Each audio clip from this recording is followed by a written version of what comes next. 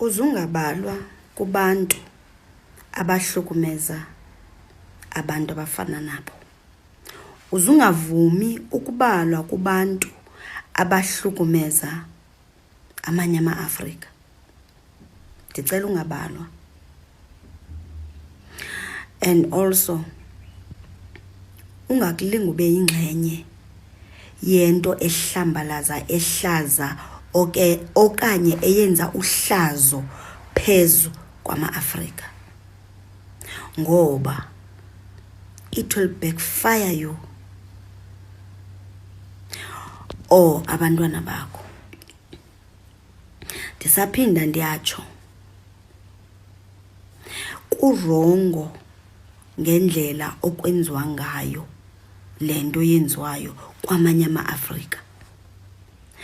Uyabona umuntu ocinga phambi kwenyawo zakhe uyingxaki, ongakwazi ucingela ingomso uba lento ndiyenzayo izawubuya njani kum okanye enzaleni yam okanye efemelini yam, because into yenzayo it will also affect your family, your relatives. Kuthiwa okubo kwenzayo kubuya ngokuphindaphindeneyo kasixhenxe kuwe.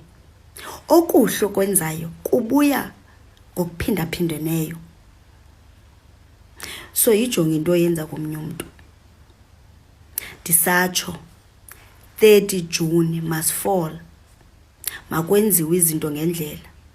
Qondani iminyango right for lentlekele nithetha ngayo. Not abantu. Not ukuhlukumeza abantu. Abantu fuze baphalaza inyembezi, ingozi inyembezi zomuntu omnyama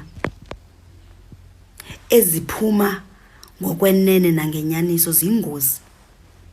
Zingozi engakhandanga yeza engathandazanga, ngoba ziphuma ngusizi, ziphuma ngesimo. Akukho umuntu angasuka ezweni lakhe kumnandi. Akukho umuntu ukhumbula khona ibaleke njengekhaya, kodwa xa kunzima kukubi uzilahlela noba kukuphi ngoba ufuna ukwenza kangcono.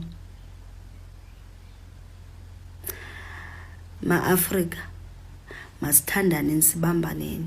Ondle bezikhanyelanga basaze ngokungathandani, ngokungavani.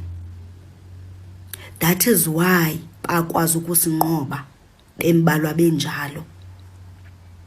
Bakwazi ukusinqoba ngoku si-powerful sinje singabantu abamnyama.